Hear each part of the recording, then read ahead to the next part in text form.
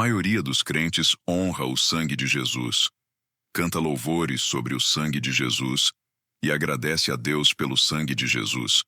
Mas muito poucos sabem usar o sangue de Jesus na prática. E o inferno depende disso, dessa ignorância.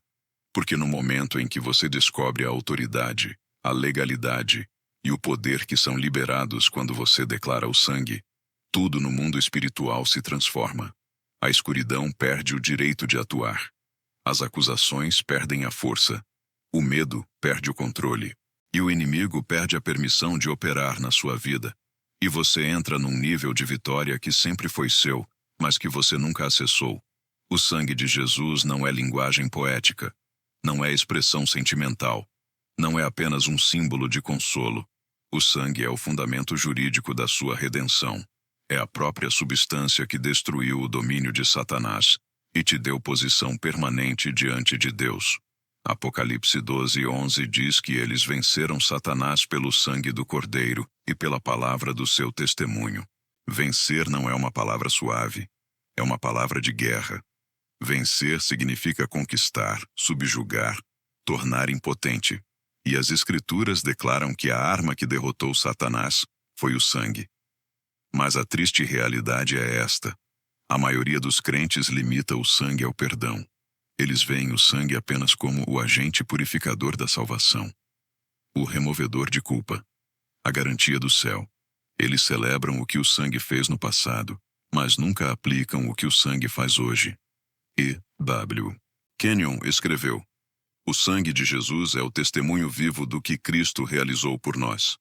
Testemunho vivo significa testemunho ativo. O sangue não ficou no passado. Ele fala no presente. Hebreus 12:24 revela que o sangue de Jesus fala coisas melhores. O sangue ainda fala. O sangue ainda testemunha. O sangue ainda declara a sua liberdade, a sua justiça, a sua proteção e os seus direitos de aliança. Satanás teme o sangue mais do que qualquer outra coisa na sua vida, porque o sangue é a prova da derrota dele.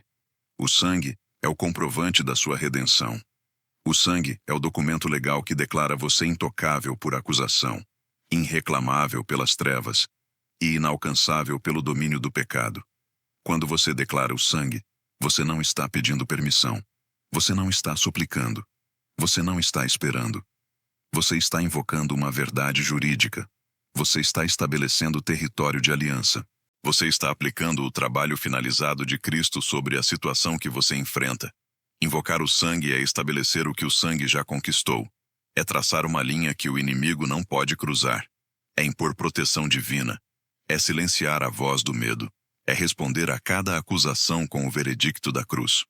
Quando você diz, eu declaro o sangue de Jesus, você não está usando uma frase religiosa vazia. Você está declarando, o sangue está entre mim e este ataque. O sangue está entre mim e este medo. O sangue está entre mim e esta maldição. O sangue está entre mim e toda a alegação das trevas. A palavra declarar tem peso legal nas Escrituras. Significa apresentar provas, declarar um veredicto, fazer valer direitos. Isaías 43:26 diz, lembra-me, vamos pleitear juntos. Pleitear não é apelo emocional, é apresentação legal.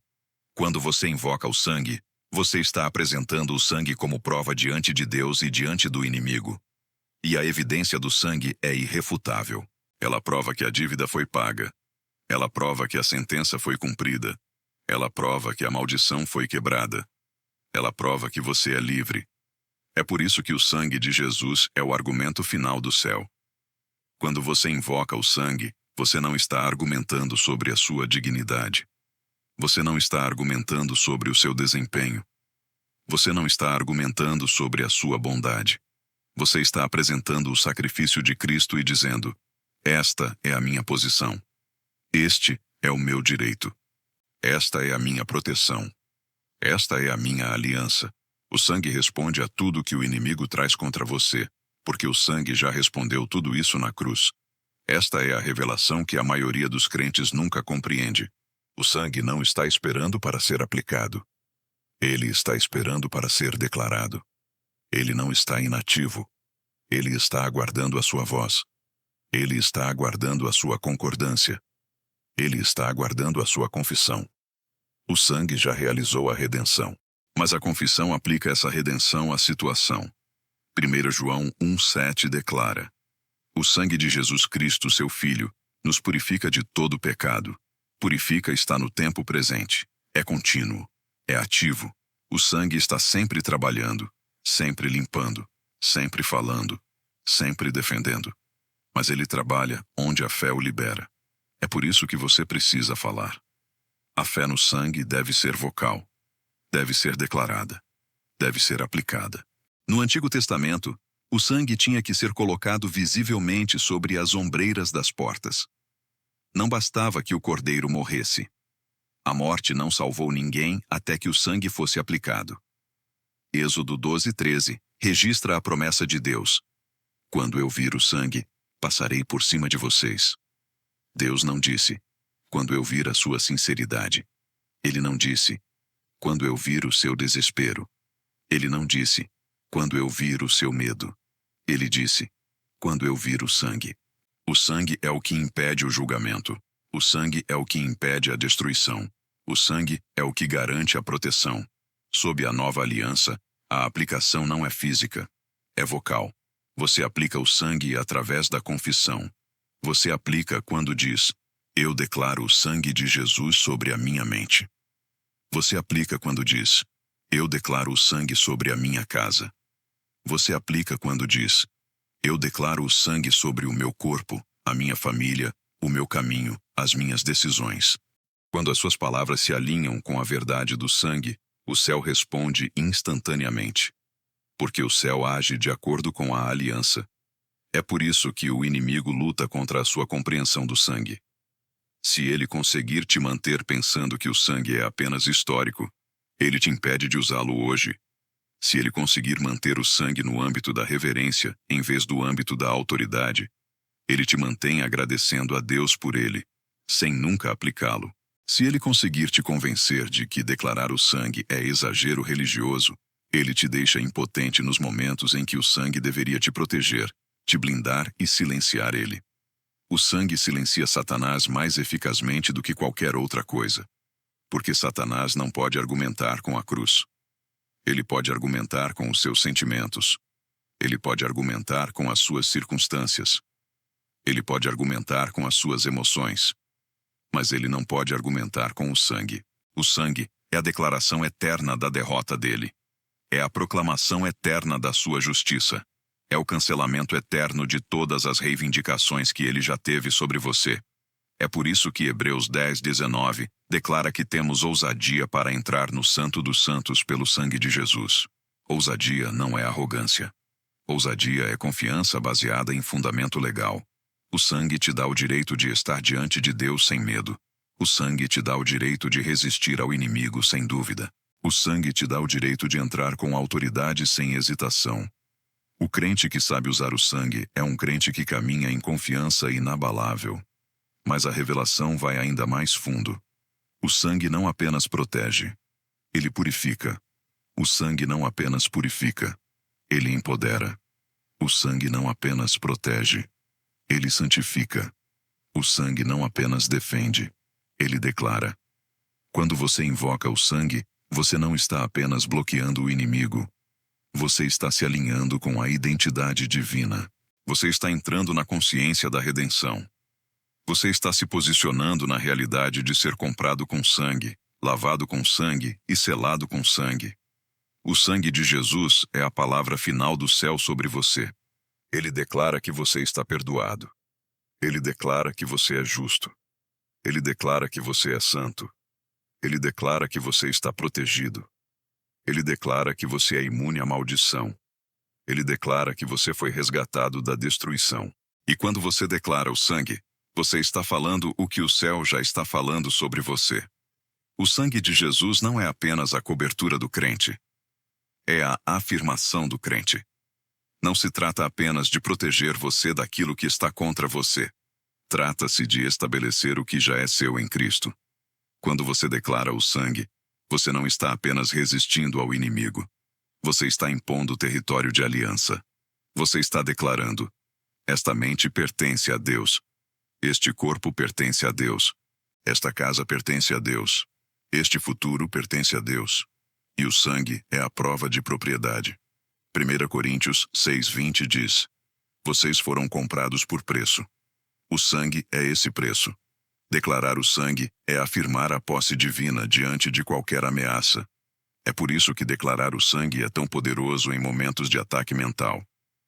Quando o inimigo pressiona medo, confusão ou acusação contra a sua mente, você pode declarar: Eu declaro o sangue de Jesus sobre os meus pensamentos. E instantaneamente a reivindicação legal das trevas é quebrada. O sangue fala mais alto que os pensamentos intrusivos. O sangue fala mais alto que as memórias. O sangue fala mais alto que a ansiedade. O sangue fala mais alto que as mentiras. O inimigo trafica em acusação. Mas o sangue responde a todas as acusações com justiça. Invocar o sangue sobre a mente é declarar que os seus pensamentos são governados pela paz que Cristo resgatou. Isaías 26:3 promete: Tu o manterás em perfeita paz, aquele cuja mente está firme em ti. O sangue te qualifica para essa paz, porque o sangue removeu tudo que antes te separava de Deus. Declarar o sangue não é um diálogo interno desesperado. É posicionamento legal. Você está posicionando o sangue entre a sua mente e a influência do inimigo. O mesmo se aplica ao corpo físico. O inimigo sempre atacou o corpo, não apenas porque é vulnerável, mas porque é o instrumento através do qual Deus manifesta a sua vontade na terra. Declarar o sangue sobre o corpo não é superstição. É cumprimento de aliança.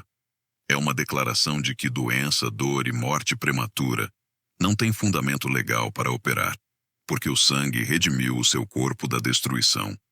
Salmo 103:4 diz: Deus redime a tua vida da destruição. Redimido significa recomprado. Significa recuperado da autoridade de outro.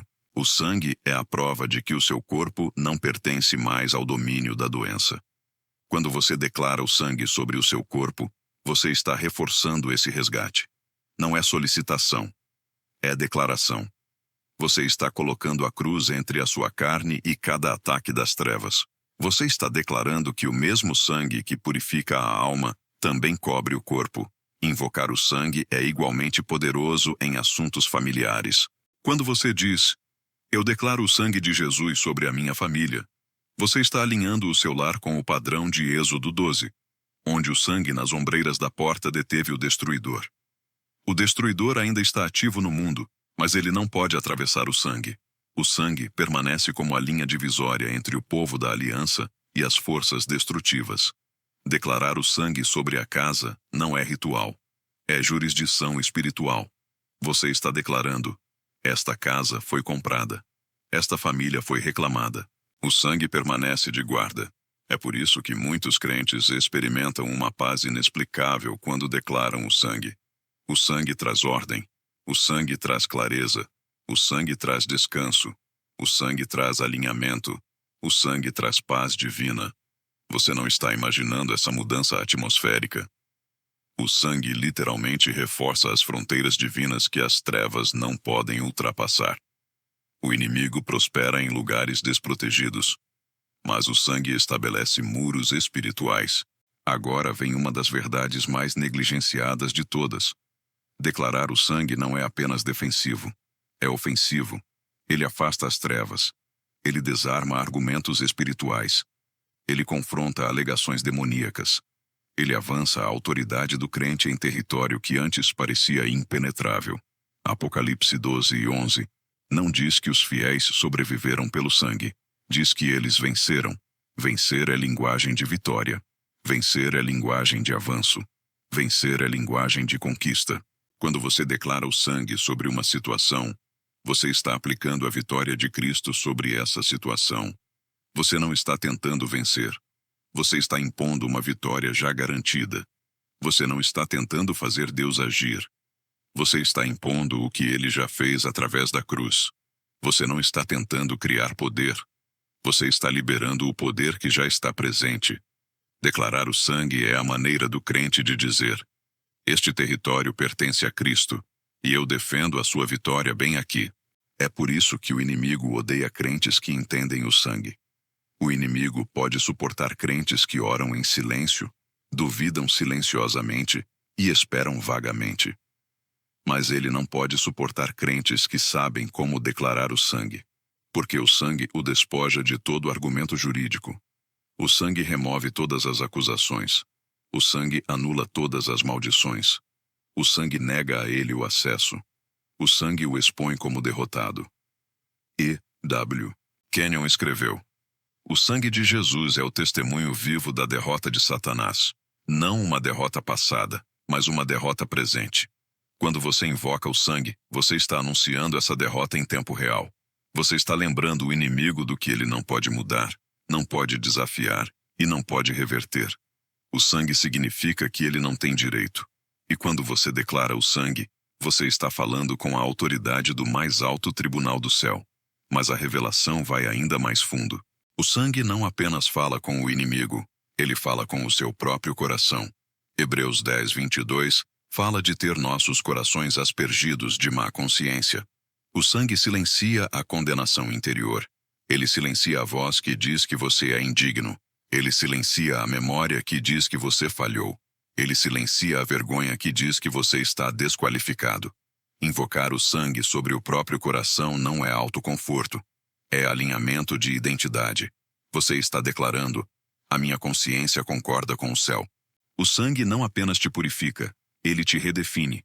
Quando você declara o sangue sobre a sua mente, sobre as suas emoções, sobre as suas decisões, sobre o seu passado, você está entrando na consciência de ser purificado, aceito e justificado.